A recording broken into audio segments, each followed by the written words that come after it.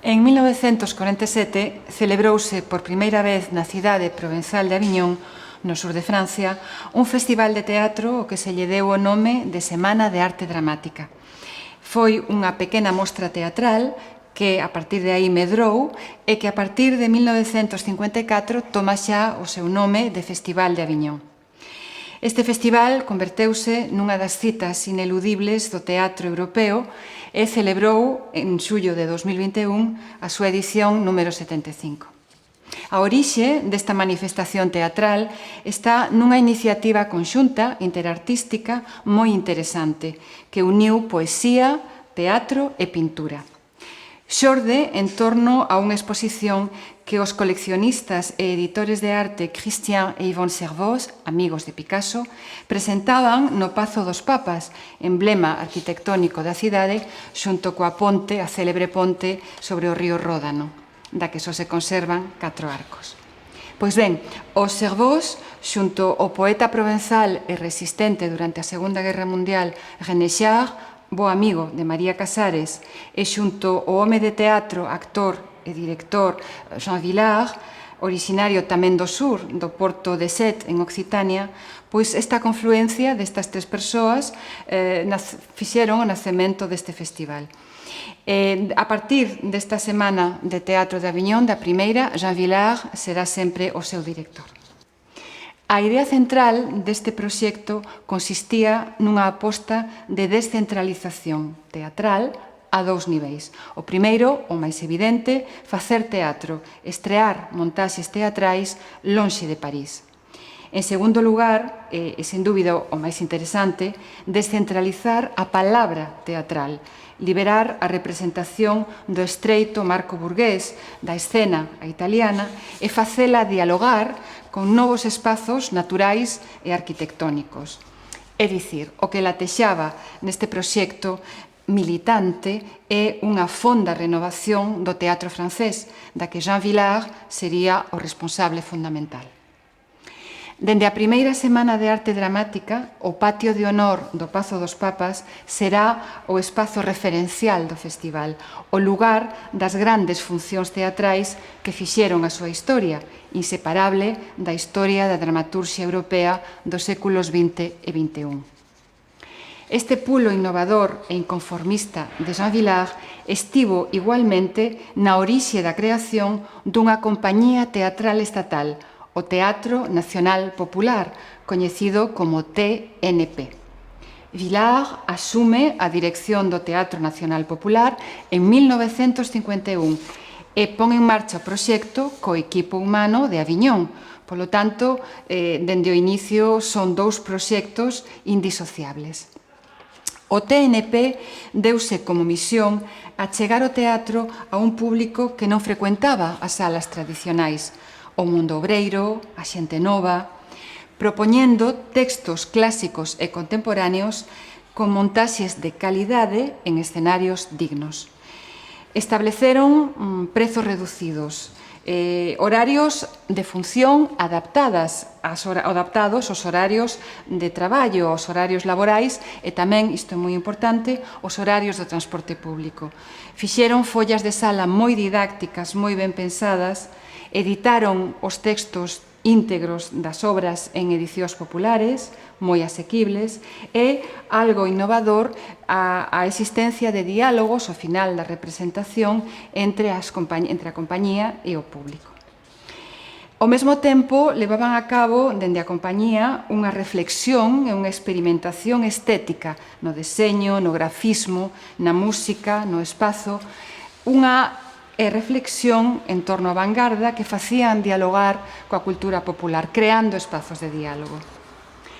A compañía do TNP tiña a súa sede central en París, no Pazo de Chaillot, e celebraban xiras tanto nacionais como internacionais.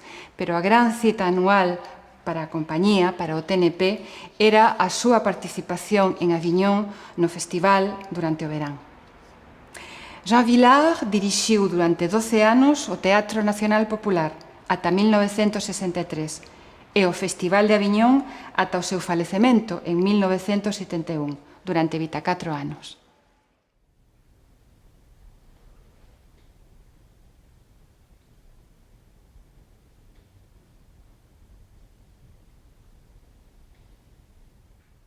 A actriz María Casares, que naceu coruñesa nesta casa da Rúa Panaderas e que se viu obrigada a exiliarse a Francia con 13 anos como consecuencia do golpe de Estado de xullo de 1936, foi e segue sendo unha das iconas do Festival de Aviñón. Participou entre 1954 e 1991 en 14 edicións do festival. A actriz é unha figura moi querida, respetada e moi lembrada tanto nas rúas da cidade de Aviñón como nos espazos nos que actuou en representacións que hoxe forman parte da historia do teatro francés e europeo da segunda metade do século XX. A primeira vez que María Casares actúa en Aviñón é, polo tanto, en 1954, un ano crucial na súa carreira teatral. A actriz ten 31 anos e acaba de abandonar a chamada Comédie Française, a comedia francesa, a compañía nacional de teatro máis antiga e máis prestixiosa en Francia, creada no século XVII. Malia os éxitos rotundos acadados pola actriz na Comédie, a súa relación con esta institución dura tan só ano e medio. A rixidez da compañía, as súas estritas normas non resultaban compatibles coa liberdade esencial que preside a vida e a obra da galega, non estaba a gusto. Alén disto, para entrar a formar parte desta compañía como integrante de pleno dereito, a actriz debería renunciar á súa nacionalidade española e adoptar a francesa. Paso que María Casares non quería dar por solidariedade exílica mentres España fose unha ditadura, mentres existisen exiliados. E entón, cando dá un xiro á súa carreira e entra na compañía do TNP, do Teatro Nacional Popular. Nunha conversa moi interesante e mantida 3 anos despois en Bos Aires con Luis Seoane e co xornalista arxentino Víctor Luis Molinari, María Casares relacionaba esta experiencia súa no TNP co espírito da barraca de Federico García Lorca. A primeira actuación da actriz co TNP é precisamente en Aviñón. En xullo de 1954 encarna unha inesquecible Lady Macbeth no mítico escenario do Pazo dos Papas. Inicia así a súa estreita vinculación cos lugares de Aviñón e co TNP, compañía e proxecto que acompañará durante 6 anos ata 1960. Posto en perspectiva, ten un gran sentido vital que María Casares inicie a súa relación con Aviñón da man de Shakespeare. Se lembramos que unha das cousas que a adolescente de 13 anos elixiu en Madrid para levar na bagaxe do seu exilio foi precisamente o volume das obras completas de Shakespeare editadas en Aguilar. A estrea de Macbeth, de William Shakespeare, dirixida por Jean Vilar, tivo lugar o día 20 de xullo de 1954, durante a 8ª edición do festival. A personaxe de Lady Macbeth consagra a María Casares como unha das grandes artistas da escena teatral europea. A posta en escena é, como dixen, de Jean Vilar, quen tamén encarna a Macbeth, e algúns dos nomes do elenco son George Wilson como Macduff, Monique Chomet como Lady Macduff, Zanny Campan como a serventa de Lady Macbeth, ademais de outros actores da compañía como Philippe Noiret, Daniel Sorano ou Andrés Lesser, quen en 1978 se convertiría en marido da actriz. A adaptación francesa é de Jean Curtis, a música de Maurice Jarre, os deseños de vestiario de Mario Brasinos, realizados, como sempre no TNP, por Aliette Samazeil, e as fotografías inesquecibles foron feitas por Agnès Varda. Todos eles contribuíron a facer deste Macbeth unha das montaxes máis célebres do TNP. E, sen embargo, o día da estrea do espectáculo, todo parecía ir de través, tal e como María Casares lle explica ao escritor Albert Camus nunha carta datada en Aviñón o 21 de xullo, o día seguinte da estrea.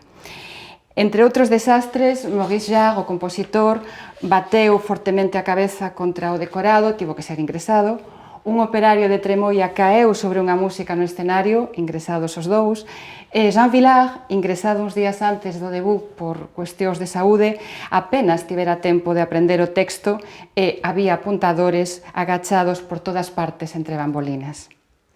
Todo deu igual, a maxia do teatro impúxose e María Casares, que Camus chamaba con moito humor eses días nas cartas Lady Asasinato e Lady Remordemento, triunfou nesta súa primeira actuación en Aviñón.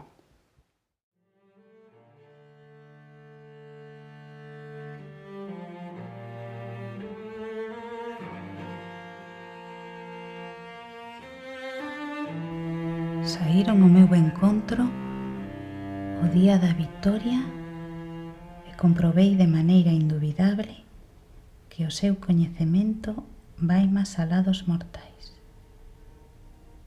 Cando ardían desexos de seguir preguntándoles, convertéronse en aire e nel desapareceron. Aínda estaba ensumido no meu abrallo cando chegaron mensaxeiros do rei proclamándome barón de Cawdor, o título co que me saúdan antes as bruxas, que tamén me sinalaron o porvir dicindo: salve, ti que serás rei. Considerei conveniente comunicarcho, ben querida compañeira na grandeza, para que non te vises privada da túa parte de ledicia, ignorando a grandeza que che augura. Gardo en segredo e adeus.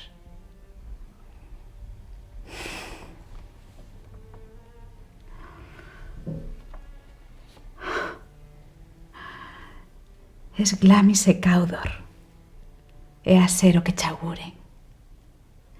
Pero temo a túa natureza está demasiado chea de leite e de bondade para coller o atallo. Gustaríache ser grande e non careces de ambición, mais en maldade que debe acompañala. O que desexas ardentemente, quérelo polo camiño da virtude. Non queres xogar sucio, pero si gañar trampas. Gran Glamis, ti desexas o que berra, tes que facelo para me posuir. E tes máis medo de facelo que desexo de non o facer. Ven a presa. Eu verterei o meu espírito na túa orella e derrubarei coa forza da miña lingua todo o que retrate do círculo de ouro co destino e a axuda sobrenatural parecen coroarte.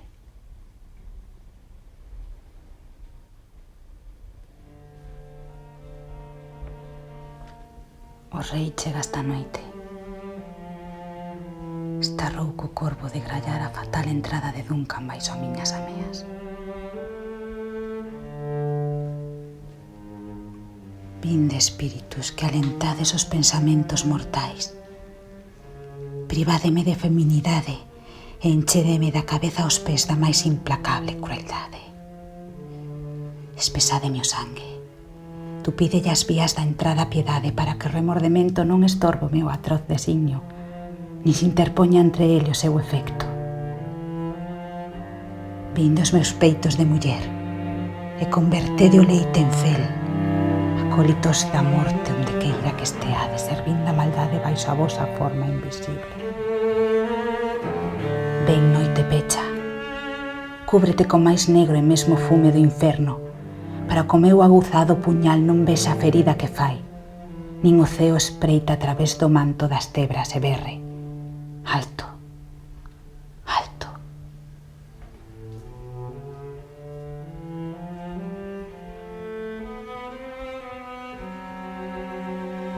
Gran Glamis, nobre Cawdor, e meiranda illa polo profético saúdo. As túas cartas transpórtame máis alá do ignorante presente e sinto o futuro no instante.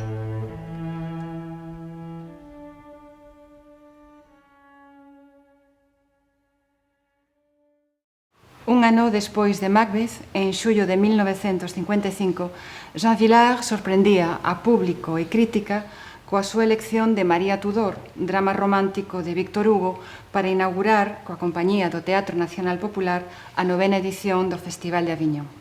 A obra non fora un éxito para Hugo na súa estrea en 1833. Tratábase dun texto esquecido que non parecía estar moi en sintonía coa dramaturxia do momento. Mais a valentía de Villars, o seu xenio teatral e a súa comprensión da esencia verdadeiramente popular do drama escrito por Hugo, así como, por suposto, a figura potente da personaxe da Tudor, funcionaron. A estrea da montaxe no patio de honor do Pazo dos Papas o 15 de xullo de 1955 constituíu un novo éxito, tanto para a aposta dramática de Villars como para a prestación de María Casares. A crítica dixo, entre outras moitas cousas, que a raíña Tudor da Casares era unha leoa desgarrada entre a súa paixón humana e a súa dignidade imperial. Esta María Tudor, do Teatro Nacional Popular, recuperou o interese polo teatro de Víctor Hugo, que volveu aos escenarios franceses. Xunto a María Casares, en unha posta en escena de Jean Vilar, interveñen no elenco Monique Chomet, como Lady Jane, Roger Molián, Fabiano Fabiani, e novamente Philippe Noiret, Daniel Sorano e Andrés Lessier, entre outros. A música de Maurice Jarre, os decorados e os traxes de escena de Léon Guisquiat son, como sempre, realizados por Aliette Samazel.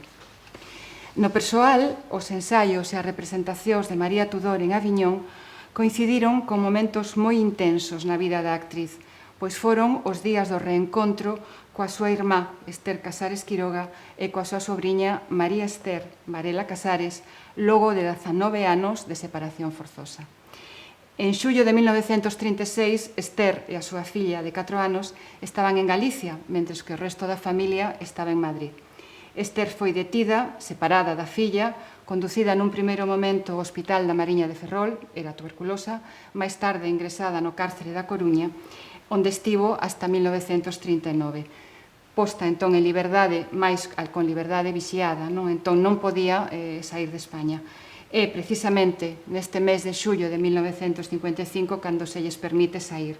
Inmediatamente, nai e filla marchan a Francia, reúnense coa actriz en Aviñón antes de partir ao exilio mexicano, por fin, despois de tanto tempo, para poder reencontrarse con Enrique Varela, home de Esther e pai de María Esther.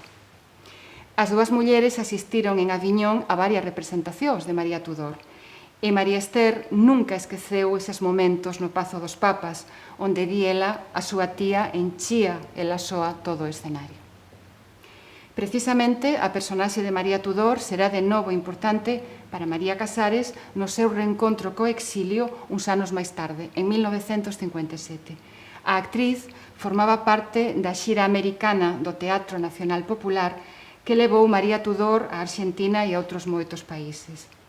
María Casares reencóntrase entón en América con persoas que non vira dende 1936.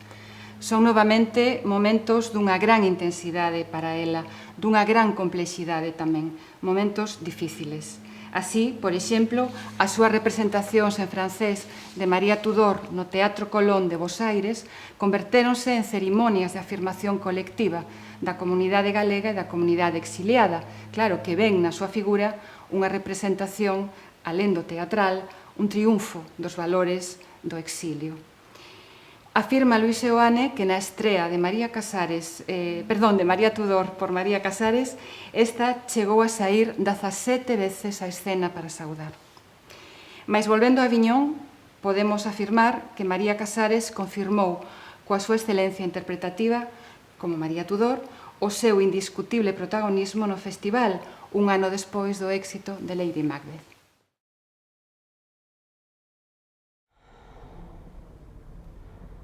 O pobo. Hai alguén aí? Esti. É vostede, Jane. Doulle medo? Veña, non se asuste.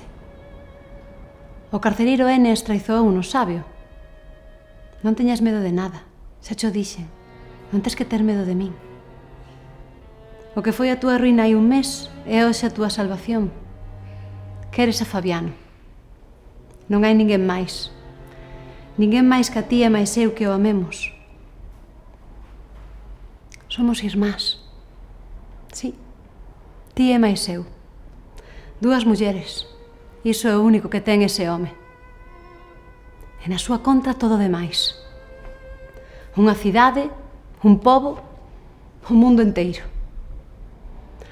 Loita desigual do amor contra o odio. O amor por Fabiano é triste, inquietante, frenético. A ti volvete pálida e a min faime chorar. Agóchase cerca dun altar fúnebre. Reza por ti e maldice por min. O odio contra Fabiano é orgulloso, radiante, triunfante. Está armado e é victorioso. Ten a corte, ten o pobo, conta con miles de homes que enchen as rúas. Mastiga ao mesmo tempo berros de ledicia e de morte. É extraordinario, soberbio e todopoderoso. Ilumina toda unha cidade arredor dun cadafalso. O amor, aquí o tes. Dúas mulleres postas de loito. O odio alá.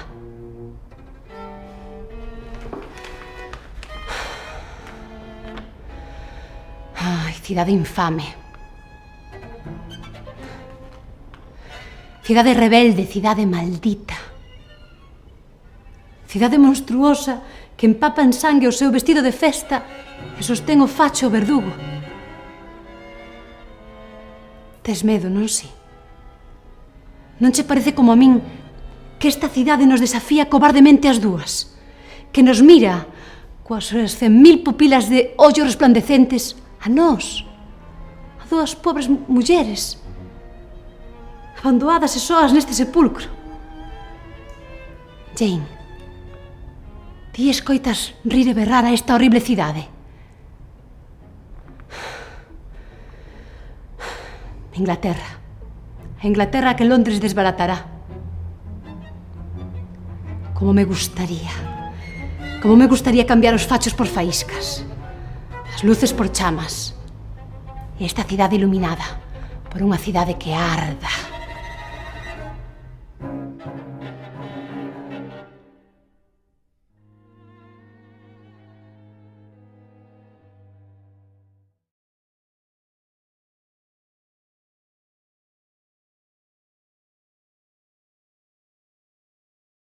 Dende 1954 e ata 1959, María Casares seguiu asistindo puntualmente á cita estival de Aviñón, onde interveu en diversas montaxes do Teatro Nacional Popular.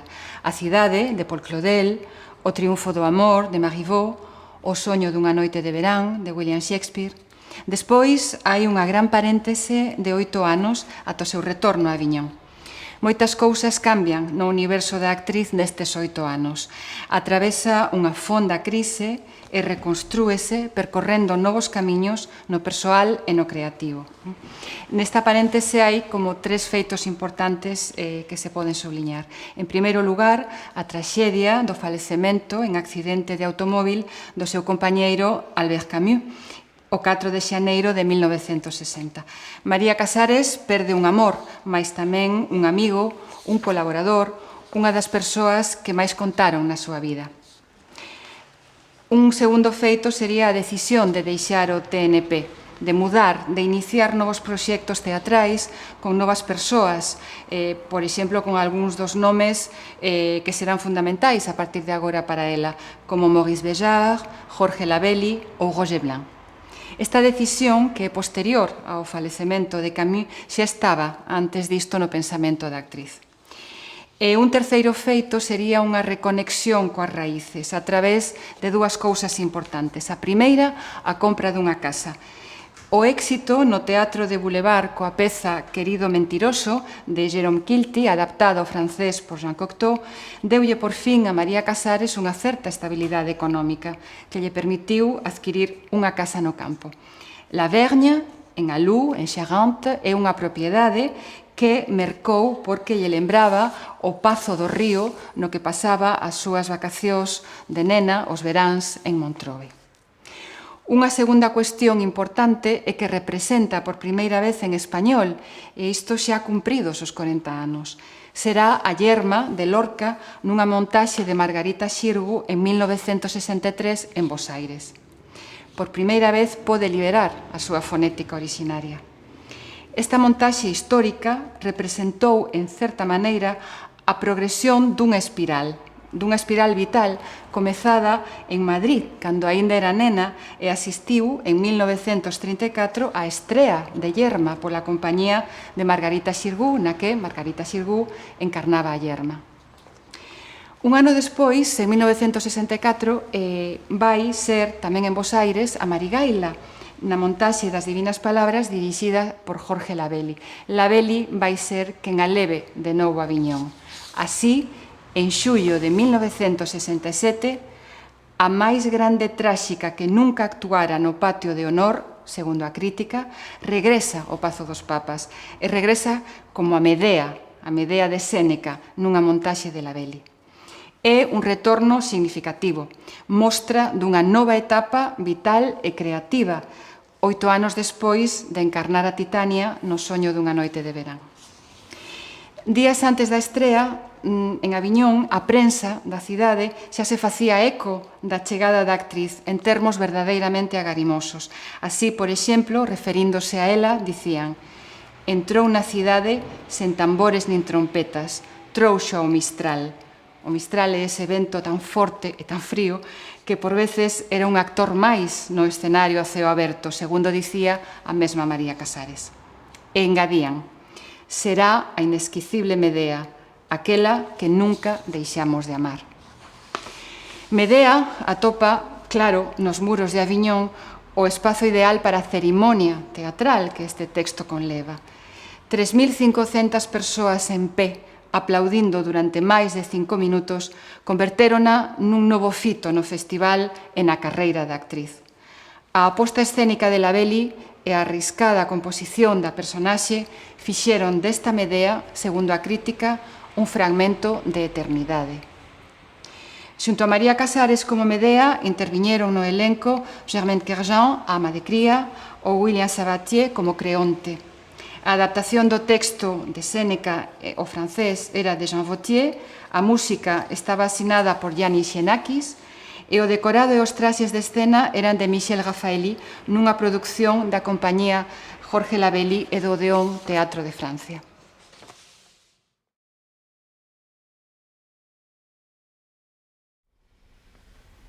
Invoco vos turba de ánimas caladas, e a vos, deuses mortos, e a ti, caos cego, a ti, morada escura do sombrío Plutón, covas da morte tenebrosa que bordean o Tártaro, ánimas en pena, esquecidos dos vosos suplicios, acudide á nova boda. Detéñase a roda que retorce os membros de Ixión e repouse el no chan. Beba tántalo acougado ás augas de Pirene, que de un castigo máis grande sopra o sogro do meu esposo.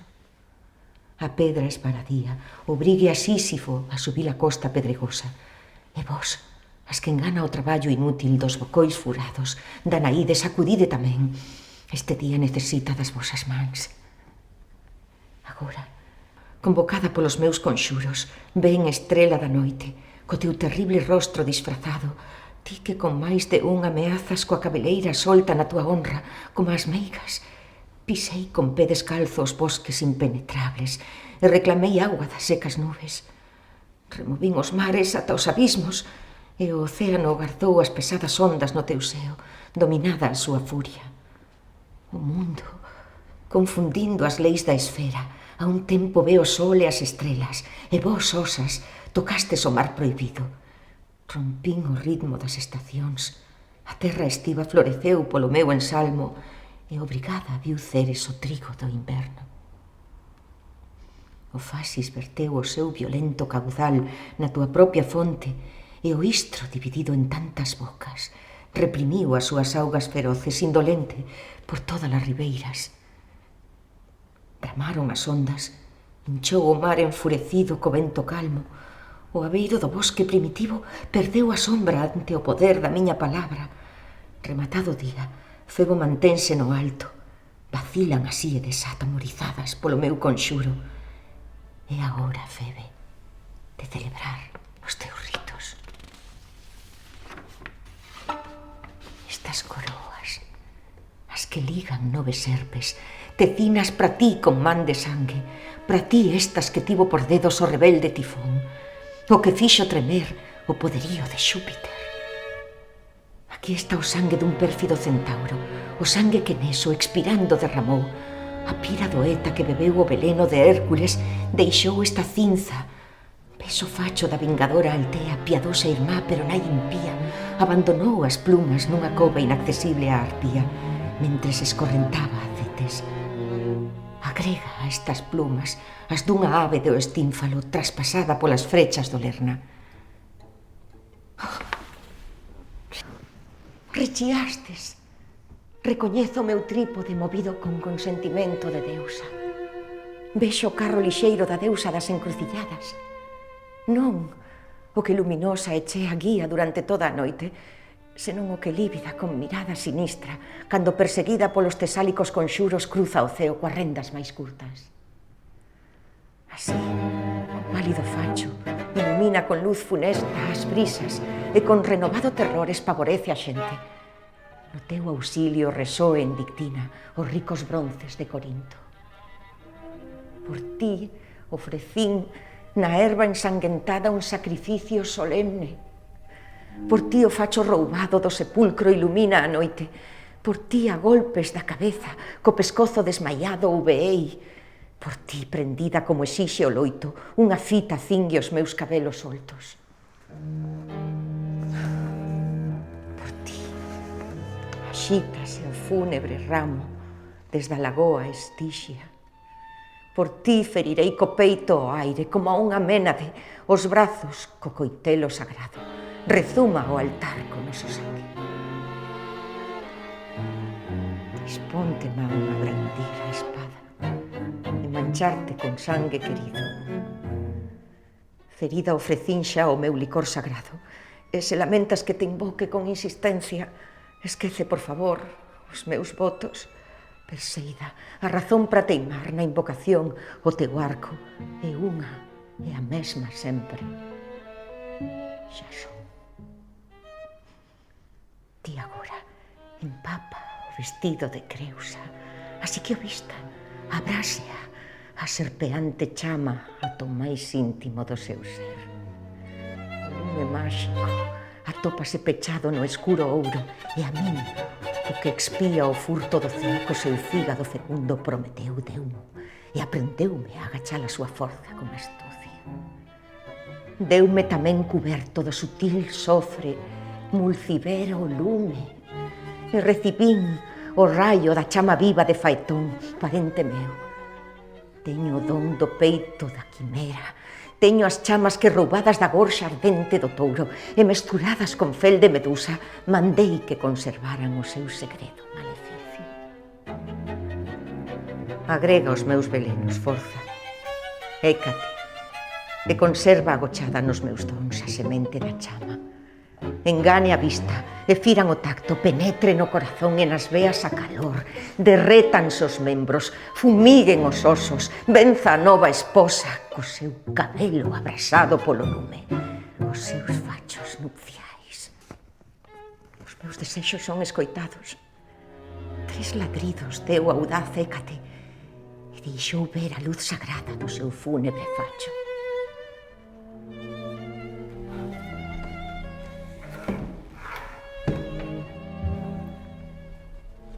Toda a miña forza está preparada. Chamade os meus fillos.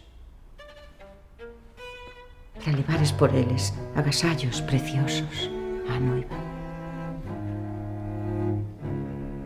Ide, fillos, liñaxe dunha nai desgraciada. Aplacade pro voso ben cunha ofrenda e preces á raíña e madrasta. Marchade.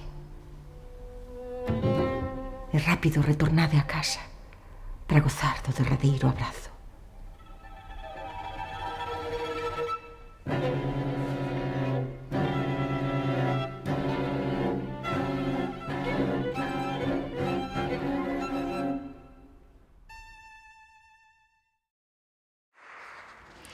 Despois do regreso triunfal con Medea, María Casares retoma a súa relación con Aviñón e dende 1967 volve regularmente ao festival con montaxes do propio Labelli, de Maurice Béjart, de George Wilson ou de Denis Lorca, para poñer en escena creacións de teatro-danza ou obras de Shakespeare, Edouard Bond, Carlos Fuentes, Coppi ou Dostoyevsky.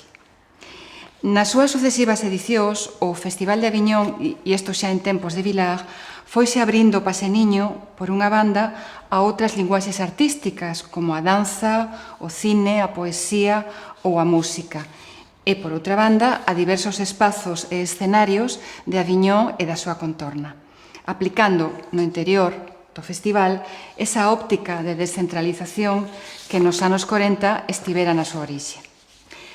O carón do Festival IN nace o Festival OFF, e a programación faise cada vez máis ampla e máis variada, e de feito atraía o Festival de Aviñón e atrae non só a un público internacional, senón tamén aos profesionais da escena, para os que Aviñón se converteu nun escaparate de producións para a temporada teatral.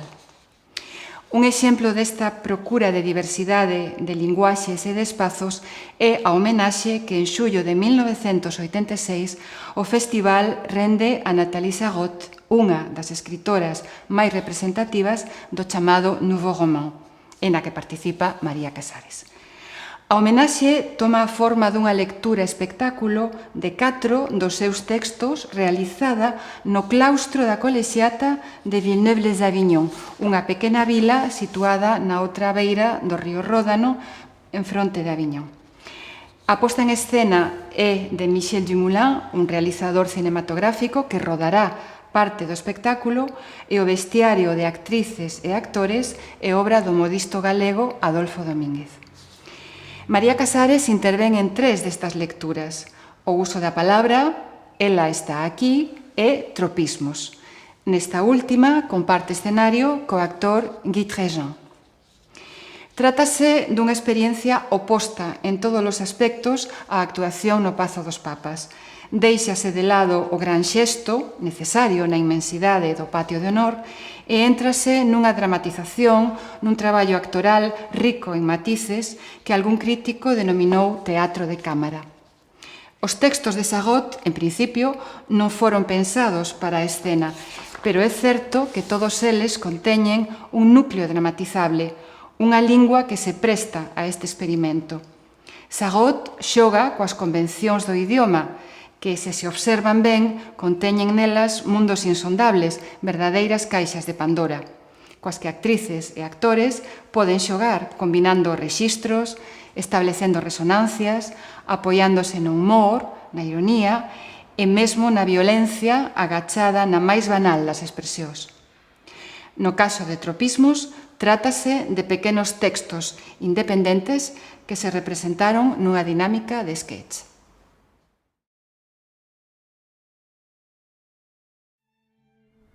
Era unha nena extremadamente fácil, dócil e boa. Sempre co seu mandil de alpaca no que levaba cada semana a súa cruz, suxeita con alfinetes. Isto é para nenos? Preguntaba a encargada da papelería ao marcar un xornal ou un libro, cando non estaba plenamente segura. Nunca podería, por nada do mundo, xa esa idade saír da tenda coa mirada da vendedora cravada na súa caluga.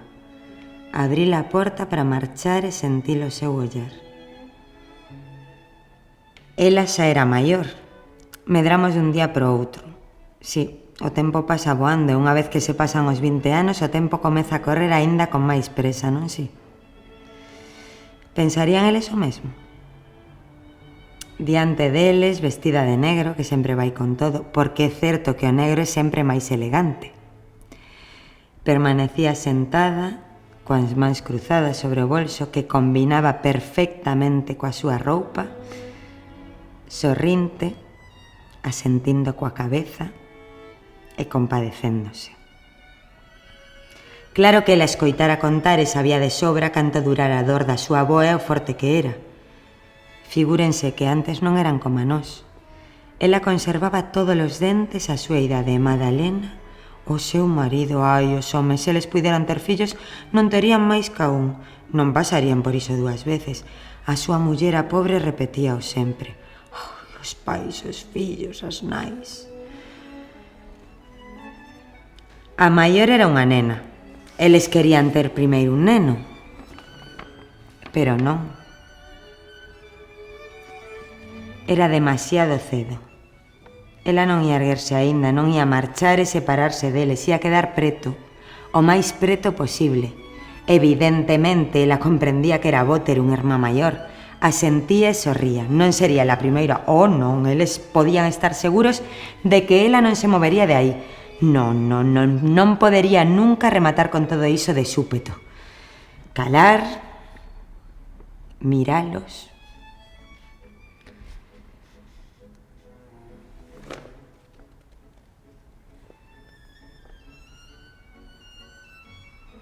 E xusto no medio da enfermidade da boa, erguerse e escapar facendo un burato enorme, golpeando as paredes esgazadas e correr berrando polo medio das casas que vixiaban agochadas ao longo daquelas rúas grises. Fuxir pasando por riba dos pés das porteiras que tomaban o aire sentadas na entrada. Correr coa boca medio torcida berrando palabras que parecían non rematar nunca. Mentres tanto, as porteiras levantaron a cabeza ao seu paso e os seus maridos pousaron o xornal que estaban lendo sobre os xeonllos para apoiar as súas miradas nela. Ata que dobrou a esquina.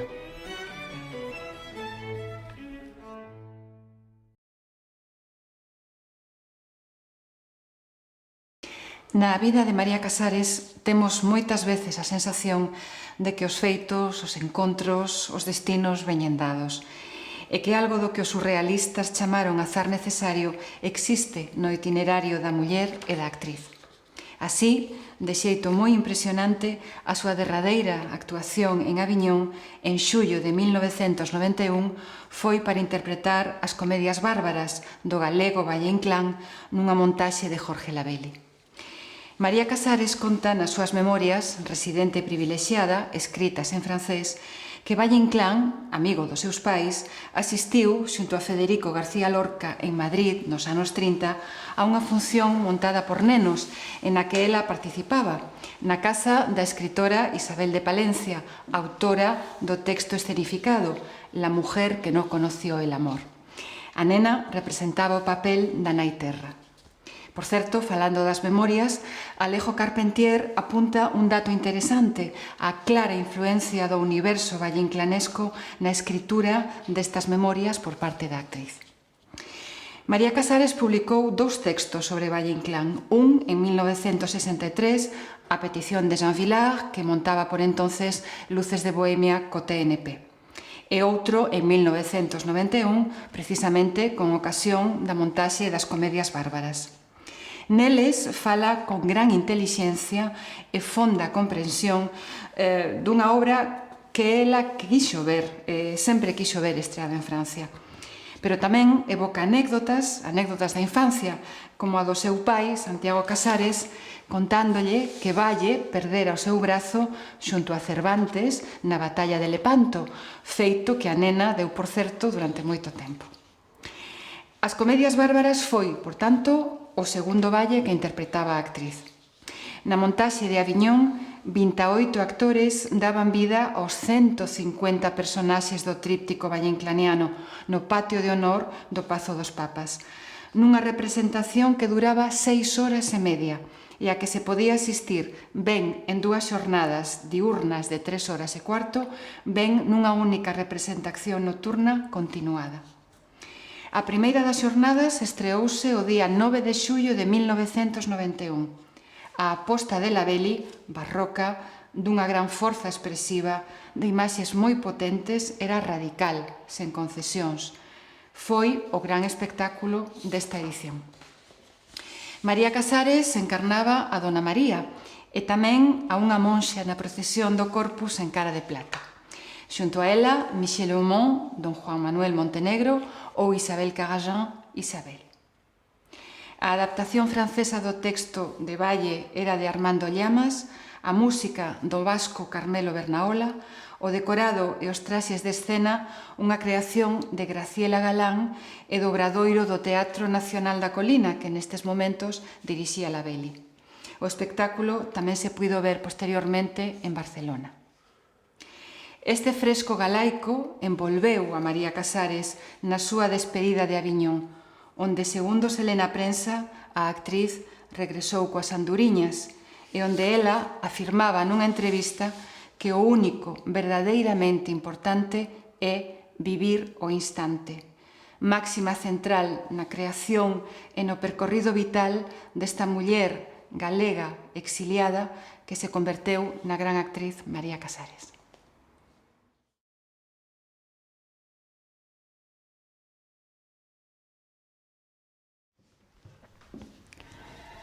Canto teño suspirado por volver vela nesta casa, miña señora. Ama. Cantas veces tive intentos de ir quentar estas mans estarrecidas naquela cociña do Pazo de Lantañón. Roja, ti non sabes que triste é hoxe o lume daquel fogar. Outro tempo foi alegre, como as cacharelas de San Xoán.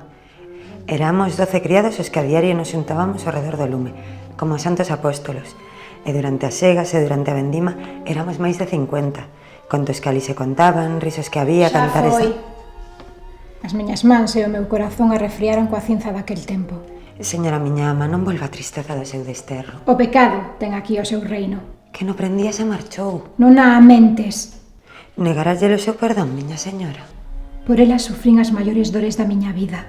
Esqueceu que a recollera na miña casa e que a criei como se fose unha filla. A coitada tamén chora polo roibén e polo engano que lle fixo a súa madriña. As súas con esta bella vense tendo ido. Foron moitos os calotes e moitos os bois do miñato para prender nas súas garras a pomba. E prendeu como aprendeu a tantas. A tantas. Esperaba triste esperanza que recobraría cos anos e cando os dous fosemos vellos seríamos felices. E nunca tivo como agora esa forza para cegar as mulleres, para facerse dono das almas.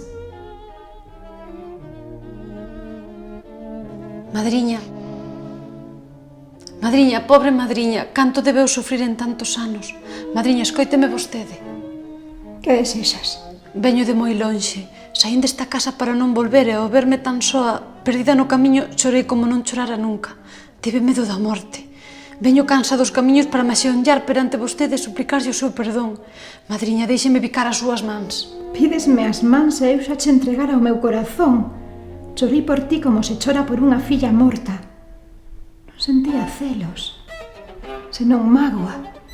Unha mágoa moi grande porque ti me enganases. Non era a túa nai eu. Sí, miña nai, sí. Fundal, xa non o son. Sí, miña nai, sí. Érguete, Non me negue as súas mans. érguete do chan, Sabelita. Debo falarlle así axeonllada, madriña. Así non quero escoitarte. Vostede non pode perdoarme, madriña. Sí, tes o meu perdón. Canto a ofendín, madriña. Quixen romper para sempre co pecado e sair desta casa. Fixeches ben, porque así salvarás a túa alma. Pero eu nada che exixo, miña filla. Sei que cando marches virá outra muller. Eu xa son bella e non poderei nunca recobralo. Non puiden cando era moza e fermosa. Ti és boa, e ti quere. Se puidese haber desculpa para min, esa sería. Cantos corazóns lle deben a súa desgraza. A miña vida non é miña. Ansiaba romper esa ligazón de pecado e non podía. Cada pena o apertaba máis. Faltábame valor para deixalo en momentos tan cruéis. Ti sabes quen eran os que quixeron roubarlle? Sí, É terrible. terrible. Cheguei aquí, crendo que el nada sabía, para pedirlle que me deixase retirarme a un convento e repartir entre os fillos o que herdarán cando chegue a hora da miña morte. Pero non me atrevín a o dicir. Tengo medo, fitar no seu corazón. Maldíceos, desexando velos na miseria. Madriña, xa marcho. Madriña miña non consinta que outra muller lle roube o lugar. É vostede, só vostede que ten dereito para vivir nesta casa. Eu marcho porque quero que vostede sexa feliz, madriña. O padriño alona no fondo da súa alma, só a quera vostede. Por Deus, pídolle que non deixe o seu sitio a outra muller. Mantéñase sempre ao seu lado para consolalo. E ti a onde vas? Non o sei, non o sei. Que vai ser de ti, soa, sen amparo ningún?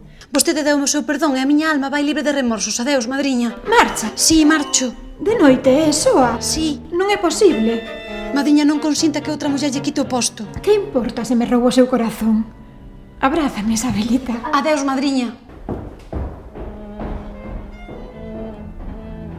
Adeus, miña filla.